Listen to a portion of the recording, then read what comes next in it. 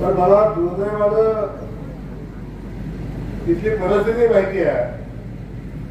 आमचे सेठ माझ्याकडे आले, मला म्हणजे भाऊ जरच्या पंचायत समितीला इमारत नाही, अगदी पडायला लागलेली इमारत आहे. तेव्हा मला प्रश्न पडला, महाराष्ट्राची निर्मिती होऊन 65 वर्ष झाल्यानंतर सुद्धा जर जरच्या देवभूमीच्या पंचायत समितीला इमारत नसेल तर किती कर्तृत्ववान सुपुत्र या भागातून आमदार झाले हे आपण बघा. मी टीका पुन्हा करणार नाही, टीका करण्यासाठी आलो नाही. कदाचित त्यांनी प्रयत्न केला असेल, पण जसा देवाभाव गोपी शेठला देवाभाव मिळाला, गोपी शेठला जयभाव मिळाला, कदाचित त्याला तो मिळाला नसेल. या दोन्ही गोष्टी असतील. पण या पंचायत समितीच्या इमारतीच्या भूमिपूजन प्रसंगी या ठिकाणी उपस्थित असलेले आणि ज्यांनी आत्ताच आपलं भाषण केलं, आणि भाषणामध्ये मी एकदम साधा आहे असं त्यांनी भासवायचा प्रयत्न केला. हे जणू मला काहीच कळत नाही अशा पद्धतीनं सगळं आपल्याला सांगायचा प्रयत्न केला. पण तुम्हाला खरं सांगू, या महाराष्ट्रात सगळ्यात चतुर आमदार कोण असेल?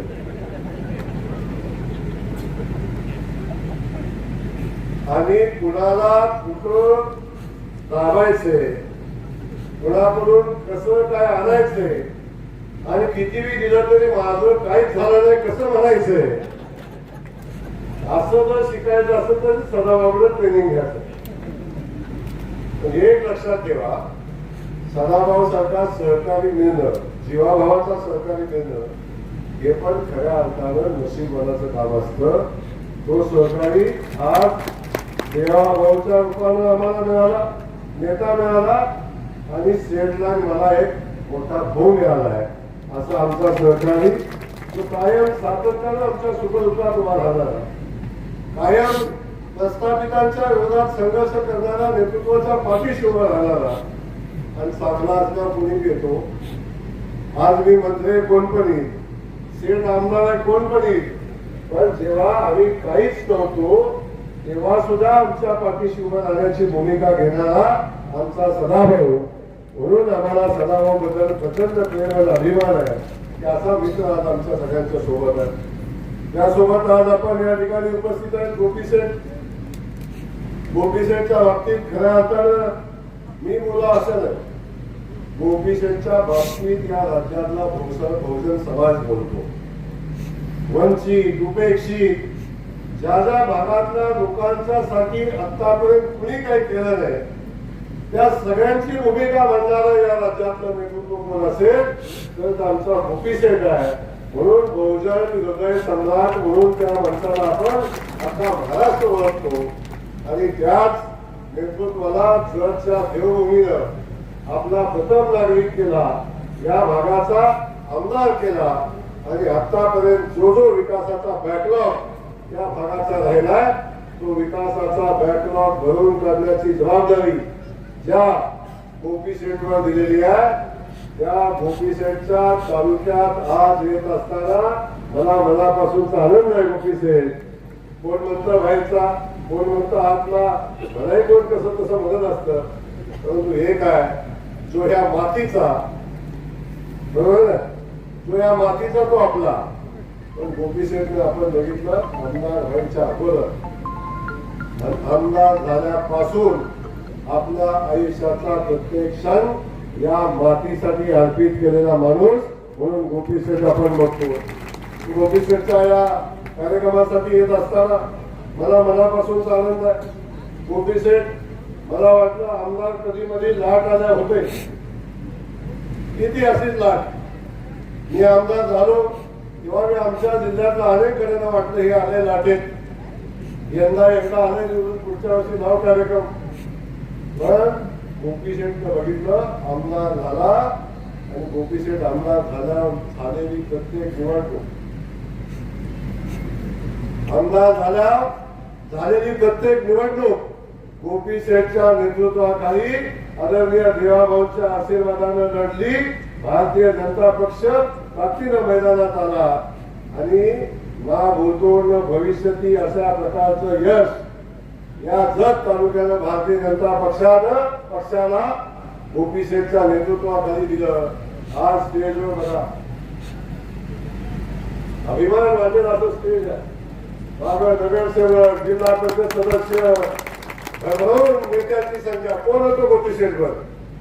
विधानसभेला उभा राहायला आला, शोधून स्टेजवर बसवायला लागायचा माणूस, तो मी इकडून तिकडून निसटायचा.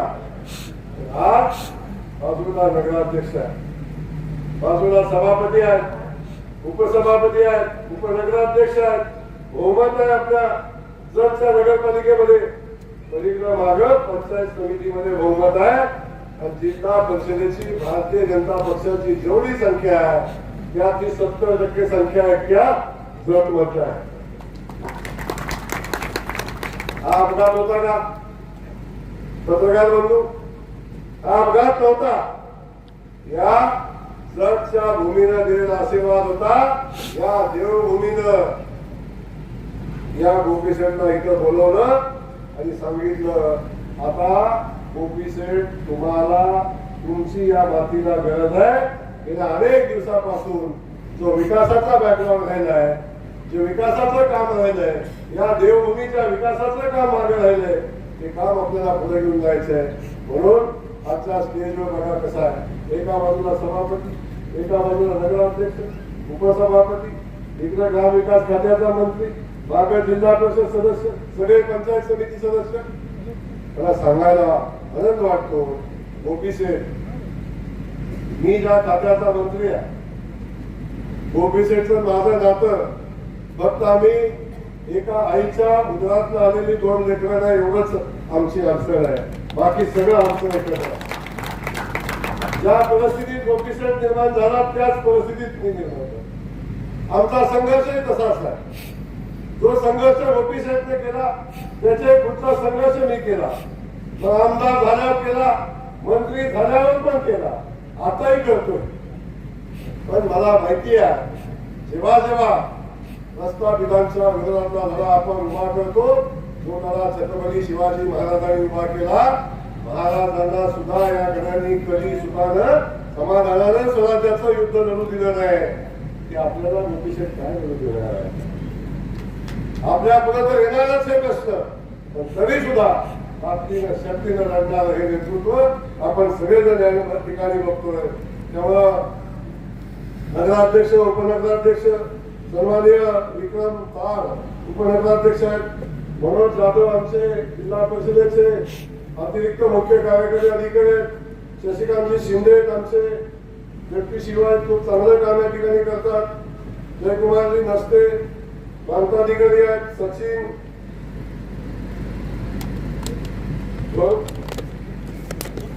बोले DYSP आहेत, जिल्हा परिषद पंचायत समिती सगळे सदस्य. सगळ्यांची नावं आता मी घेऊ शकत नाही आणि जरी घ्यायची इच्छा असेल तर ह्याने लिहून दिलेलं नाही. ज्याचं काय तुमचं त्याचा संबंध त्याने लिहून शोधून काढा, कोणी लिहिलं नाही. तेव्हा हे सगळेच सन्माननीय. त्याच्यासोबत आपण उपस्थित असलेला, आणि मला माहिती आमच्या महिला बेचैन आहे. पासून काय सकाळी किती वाजता बोलवले मला माहिती आहे. आमचे गडी इकडचे बसलेले आहेत, त्यालाही कधी बोलवले माहिती नाही. पण शेवटी एवढा उशीर झाला तरी सुद्धा एवढ्या मोठ्या संख्येने या ठिकाणी उपस्थित असलेल्या सगळ्या माता भगिनी आणि त्यासोबत आमचे पत्रकार बंधू, त्या सगळ्यांचं मनापासून या ठिकाणी स्वागत करतो. आज मला अभिमान आहे, राज्याचा ग्रामविकास खात्याचा मंत्री म्हणून काम करण्याची संधी एका शेतकऱ्याच्या रेशनिंग दुकानदाराच्या पोराला राज्याचे मुख्यमंत्री आदरणीय देवेंद्र फडणवीस साहेबांनी दिली, भारतीय जनता पक्षाने दिली. आज गोपी शेठ या तालुक्यातलं किंबहुना ग्रामीण भागातल्या मतदारसंघातलं असं एकही काम नाही जे माझ्या खात्यातलं होत नाही. मला सांगू, जन्माला आल्यापासून स्मशानभूमीत जाण्यापर्यंत जे जे लागतं ते आपल्या खात्यात मिळतं. जे जे लागतं ते सगळं मिळतं. अगदी अंगणवाडी सेविका पंचायत समितीतच काम चालतं. नवीन बाळ जन्माला आलं त्याची काळजी घेणारी आमची पंचायत समिती, आमची व्यवस्था. अगदी जे जे लागतं ते अगदी प्रसूती झालेल्या मातेपासून अगदी स्मशानभूमीत जाईपर्यंत स्मशानभूमीतला कट्टा सुद्धा आता असतो ना, कट्टा सिंग असतो पण कट्टा बी असतो, हे सगळं आपल्या खात्यात. पण चिंता करायची नाही. गोपीशेठ या गोपीशेठनं आजपर्यंत आल्यानंतर जे जे मागितलं ते ते दिलंय, अजून गरज राहिले. त्यामुळं ज्या ज्या गोष्टी मागितल्या त्या त्या प्रत्येक गोष्टीला न्याय देण्याची भूमिका घेतली. आज पंचायत समितीची इमारत आहे, 15 कोटी रुपयाची पंचायत समिती इमारत. कशाला म्हणतात 15 कोटी? 15 कोटी रुपयाची भव्य दिव्य अशी पंचायत समितीची इमारत, या जत शहराची जत तालुक्याचं वैभव वाढवणारी इमारत आपल्या सगळ्यांना आता बघायला मिळेल.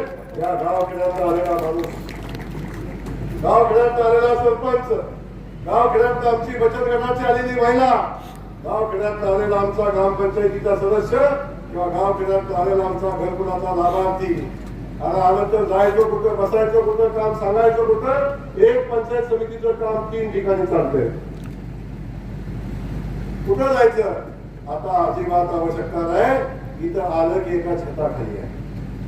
पण या पंचायत समितीत पहिलं काय असेल तर आलेल्या जत तालुक्यातल्या सामान्य नागरिकांसाठी सन्मानानं या ठिकाणी आपल्या हक्काची जागा असेल, जिथं आपला गावखेड्यातला माणूस येऊ शकतो आणि तिथं सावलीला बसू शकतो, पाणी पिऊ शकतो आणि जाऊन आपलं काम यातल्या अधिकाऱ्याला सांगू शकतो. अशा पद्धतीचं काम पंचायत समितीच्या माध्यमातून आपण उभं करतो. एक भव्य दिव्य इमारत उभी आहे. गोपीशेठनं सांगितलं की इमारत झाल्या फर्निचरचा विषय आहे. गोपीशेठ 15 कोटीत फर्निचर व्हावा अशी आमची इच्छा आहे.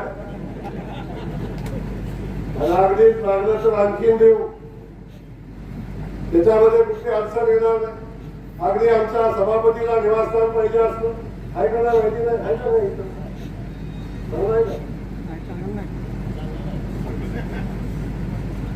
बघा कसे आहे शिंदे साहेब. आमच्या सभापतीचं निवासस्थान चांगलं असलं पाहिजे, आमची बहीण चांगल्या घरात राहिली पाहिजे, आमचे बीडीओ चांगल्या इमारतीत असला पाहिजे. शेवटी हे काय बघा, घरातनं कधी बाहेर पडला, बरोबर आहे का, तर तो समाधानानं बाहेर पडला पाहिजे. घरातनं बाहेर पडताना जर भांड्याचा आवाज कानात बसला तर घरी जाईपर्यंत निघत नाही. मग आलेल्या कुठल्याच माणसाचं ऐकूच येत नाही. त्यामुळे घरातनं घरी नीट बाहेर आला पाहिजे, याच्यासाठी त्याला सगळ्या सुविधा करतात.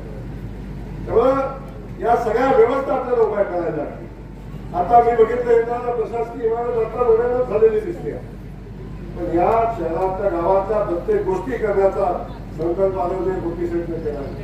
मागं गोपीशेठ मागच्या वर्षी माझ्याकडे आले, अहो म्हणले जत मध्ये आले, गावाला ग्रामपंचायतीची इमारतच नाही. म्हणलं असं कसं होईल? काय सांगू भाऊ, म्हणजे गावाला इमारत. मग आमचं ठरलं होतं प्रत्येक आमदाराला 5 ग्रामपंचायतीच्या इमारती द्यायच्या. किती? 5 इमारती द्यायच्या. गोपीशेठ म्हणलं आम्हाला 10 द्या. 10 झाले की पुन्हा 5ची यादी आली, पुन्हा 5ची यादी आली, पुन्हा 2ची यादी आली. 22 ग्रामपंचायती गोपीशेठने मागच्या वर्षी मंजूर केल्या. 22 ग्रामपंचायती मंजूर केल्या. अरे बघा, गोपीशेठसाठी सरकार वेगळा निकष आहे. गोपीशेठचा 22 ग्रामपंचायती मंजूर झाल्या. त्या देवभूमीचा प्रस्ताव आला, माझ्या डोक्यातच बसलं नाही. आता हे प्रस्ताव कसा? मला सदाभाऊ सांगितलं खरं आहे, म्हणजे जतला देवभूमी जाहीर करा. म्हणजे गोपीशेठ ते माझ्या कसं हातात आहे. म्हणून भाऊ तुम्ही काय पण करा, विधानसभेत बोललं की ते मुख्यमंत्र्यांना मी लागू होते. विधानसभेमध्ये मी प्रश्न विचारतोय, माझ्या प्रश्नाला न्याय द्या. कुणी आमचा प्रश्न स्वीकारायलाच तयार नाही. मी सांगितलं गोपीशेठ ज्याला कुणीच नाही त्याला देवाभाव आहे, आणि देवाभावाने सांगितलं की जयाभाव आहे. हे जेव्हा भाऊ नसतं तर आमच्यासारख्याकडे कोण विचारते खरे इकडचं कुठला तरी पाटील तिकडचं कुठलं तरी मोहिते पाटील इकडचं कोणतरी झालं असतं मंत्री. त्यामुळं आज तुम्हाला सांगतो की आमच्या गोपीशेठनं देवभूमीची घोषणा केली. आता देवभूमी नाव देणं देवी गोपीशेठ महत्वाचं, पण इथल्या सगळ्या देवस्थानचा सन्मान करणं महत्वाचं आहे. इथल्या प्रत्येक देवस्थानचा विकास होणं गरजेचं आहे. जतची भूमी स्वतःवर लोक या भागामध्ये प्रचंड सत्ता आपल्या देवस्थानावर असणारी आपापल्या कुलदैवतावर असणारी या भागातली जनता आहे आणि या जनतेचं आपल्या सरकारला प्रचंड मोठं प्रेम आहे. आणि गोपीशेठसाठी एकदा जोरदार टाळ्या वाजवा. आजपर्यंत हे देवभूमी करत असताना संकल्प केला जवळजवळ 40 देवस्थान काढली. या 40च्या 40 देवस्थानचा विकास झाला पाहिजे अशा पद्धतीची भूमिका आदरणीय गोपीशेठने घेतली. आणि काय सांगू तुम्हाला, माझ्याकडे तीर्थक्षेत्र पर्यटनचा एक खेळ माझ्याकडे आदरणीय देवाभाऊ 2014 साली मुख्यमंत्री झाले तेव्हा आपली सगळी शक्ती स्थानं भक्ती स्थानं आपली आहेत ती मजबूत करण्याचा निर्णय घेतला. तेव्हा तीर्थक्षेत्र पर्यटन ही एक योजना नव्यानं आपल्या ग्रामविकास खात्यामध्ये आणली आणि त्या खात्यातनं आपल्या देवस्थानचा विकास चालू झाला. त्यासाठी त्याला प्रवर्ग देवस्थान असलं पाहिजे, पुन्हा प्रवर्ग असलं पाहिजे. आमचं ठरलं एका आमदाराला प्रत्येक वर्षी एक देवस्थान प्रवर्ग करायचं आणि त्याला 5 कोटी रुपये द्यायचे. गोपीशेठ हुशार कधी त्याने विधानसभेतच माझा शब्द घेतला. मी म्हणलं हे देवभूमी जाहीर होते का नाही ते करू आपण, कुठला विषय आहे तो शासनाचा विषय आहे. परंतु तुम्ही जे देवस्थानचा विकास करण्याचा संकल्प करताय त्या देवस्थानचा विकास देवभूमीतल्या सगळ्या देवस्थानचा विकास करण्याचा मात्र मी संकल्प आपल्या सोबत करतोय. बघा कसा प्रत्येक आमदाराला एक देवस्थान सदाभाऊंनी नेले, बोलून बोलून जोड नेली, पुन्हा मध्येच म्हटलं स्मारकच करायचं आहे त्याला 2.5 कोटी लागते.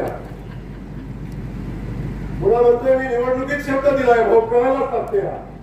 1 2 3 4 आणि माझ्याकडे काय होते ते होते करून घेते हळूच मुख्यमंत्र्यांकडे जाते म्हणतोय भाऊला सांगायला लागते.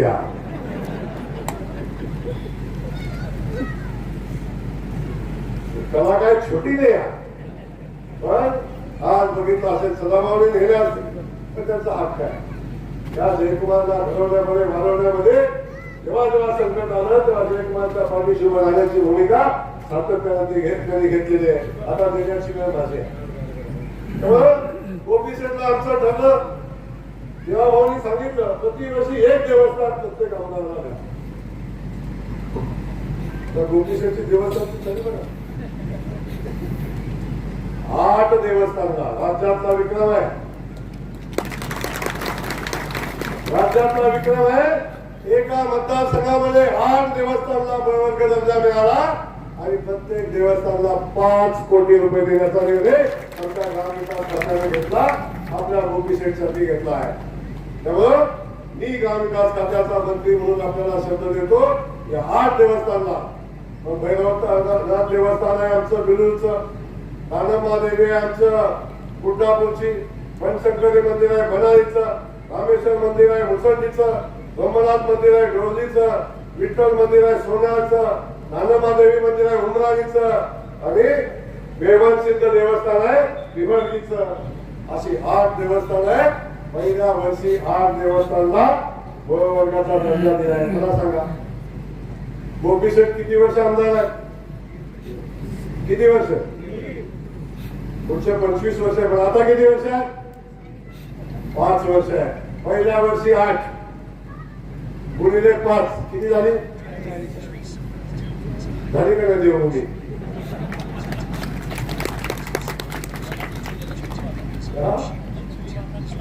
लक्ष्मी माता खलाटी घेतले आम्ही. या 8 देवस्थानला 5 कोटी रुपये एका देवस्थानला आता 40 कोटी रुपये झाले या 8 मंदिराच्या देवस्थानच्या विकासाला. आता मला सांगा आजपर्यंत इतिहासात कोणी केला का हा विकास? गेला कुणी संकल्प, बघितलं कुणी कुणाची श्रद्धा कुठं आहे. अरे इथं वारं मोठं झालं, वारं एक वारा वारा आहे तिथं, वारं मोठं झालं, वारं पडलं आणि हवेली तयार झाल्या. तर आमच्या देवाच्या मंदिरावर छत टाकायची भावना कोणाची झाली नाही, म्हणून देवानंच बघितलंय, म्हणून देवानंच निर्णय घेतला. आता आपण बघतोय असं अनेक गोष्टी ग्रामविकास खात्याच्या माध्यमातून आहे. आता आमच्या गोपी शेठनं बोलताना सांगितलं, गोपी शेठ तुमचं माझं वेगळं काहीच नाही. पाण्याचा प्रश्न आहे. माणसं जन्माला आली, जन्माला येताना नीट जन्माला आली नाही, नीट शिक्षण मिळालं नाही, नीट जगता आलं नाही, पाण्यासाठी संघर्ष केला, जाताना नीट स्मशानभूमीत जागा पण मिळाली नाही. अजून 26 गावांना स्मशानभूमी नाही, अजून 26 गावांना स्मशानभूमी नाही. देवाभाऊच्या सरकारनं आता निर्णय घेतलाय, ज्या गावात स्मशानभूमी नाही त्या गावात विकास काम द्यायचंच नाही. आधी स्मशानभूमी आणि मग काम. तर गाव तिथं स्मशानभूमी संकल्प केला आहे. ओबीसी ज्या ज्या गावात स्मशानभूमी नाही त्याला प्रस्ताव द्या. प्रत्येक गावात अगोदर स्मशानभूमी करू आणि त्या गावाला न्याय देण्याची भूमिका घेऊ. आता आपण बघतोय काय अवस्था सगळ्यांची चालली. स्मशानभूमीला अडचण येणार नाही. या सगळ्या परिस्थितीमध्ये ग्रामीण भागातल्या मार्गासाठी निधी मिळाला पाहिजे अशा पद्धतीची भूमिका. गाव खेड्यातल्या बघतो आपण, गावात रस्ते नसतात. पहिल्यांदा सांगतो, मुख्यमंत्री समृद्ध पंचायत राज अभियान राबवत असताना अनेक गोष्टी करतो आपण, आपल्याला माहिती आहे. परंतु या सगळ्या गोष्टी करत असताना शासनाच्या ज्या ज्या स्कीम आहेत त्या लोकांच्या पर्यंत पोहोचल्या पाहिजे ही भूमिका मी घेतोय. म्हणून समृद्ध पंचायत राज अभियानामध्ये आमचे व्हिडिओ मगाशी बोलले, खूप चांगलं काम गावागावामध्ये करताय. परंतु थोडस यावर्षी काय झालं, अभियान जाहीर केलं, आचारसंहिता लागली. आधी नगरपालिका, महापालिका, मग जिल्हा परिषद आणि अभियान संपलं. आता मोकळाच आहे, आता बसू देणार नाही. आता हे अभियान आपल्याला पुढे घेऊन जायचं, गाव खेड्याचा विकास करायचा आहे. परंतु या गाव खेड्याच्या रस्त्याला न्याय देण्याची भूमिका आहे. ओबीसी आपण सांगितलं की आमच्या भागातल्या रस्त्याला निधी दिला पाहिजे, त्या भागातले रस्ते झाले पाहिजेत. आता पहिल्या टप्प्यातले 50 कोटी रुपयाचे मुख्यमंत्री सडक योजनेचे रस्ते आम्ही तुम्हाला देतोय. त्याची यादी तुम्ही तातडीने पोहोचवा आणि 50 कोटी तर आता तुमचा वाटा आहे. आणखी 25 कोटीचे द्या, तुमच्या भावाच्या अकाउंट मधून देतो, काळजी करू नका. माझ्या कोट्यात आणखी 25 कोटी रुपये देतो. 75 कोटी रुपयाचे रस्ते चालू वर्षी या भागातल्या गाव विकास खात्याच्या गावागावाला जोडणारे 75 कोटी रुपयाचे रस्ते आपण तालुक्यासाठी आपण करू. त्यामुळं जग करणं मला चांगलंय. असा सर्वसामान्य माणसासाठी काम करणारा आमदार तुम्ही निवडून दिलाय. 5 वर्षात विकासाचं मूल्यमापन करा आणि मग तुमचा तुम्ही निर्णय घ्या. पण मी सांगतो 5 वर्षाने जेव्हा गोपी शेठचं काम कराल तुम्ही दुसरा निर्णय करूच शकत नाही. कारण ही भूमिका घेऊन काम करणारी माणसं आहे. आणि तुम्हाला सगळ्यात महत्वाचं सांगू का, आम्ही काय आहेच नाही, आम्ही दोस्त आहे. या देवभूमीतल्या या आमदाराच्या मागे देवाभाऊ पण आहे. तेव्हा अडचणीचं काहीच काम नाही. त्यामुळं आपल्या सगळ्यांना मी सांगणार आहे, संत सेवालाल तांडा वस्ती समृद्ध वस्ती योजनेचा विषय त्याचे प्रस्ताव आपण द्या. आपण बिलकुल चिंता करू नका. या भागामध्ये माझी आपल्या सगळ्यांना विनंती आहे, आपण सगळ्यांनी जो भूमिका घेऊन आपण गोपी शेठच्या पाठीशी उभं राहण्याचा निर्णय घेतलाय, या सगळ्यांना विकास कामाला न्याय देण्याची भूमिका आम्ही सगळे मिळून घेऊ. एवढा आजच्या या दिवशी मी मनापासून आपल्याला सांगतो, आपल्या या भागातल्या ज्या ज्या विकास कामाला निधी लागेल बिलकुल चिंता करू नका. अख्खं सरकार तुमच्या पाठीशी उभा आहे. एवढं सांगण्यासाठी या ठिकाणी मी आलोय. धन्यवाद. जय हिंद, जय Bharat. Press the bell icon on the YouTube app and never miss another update.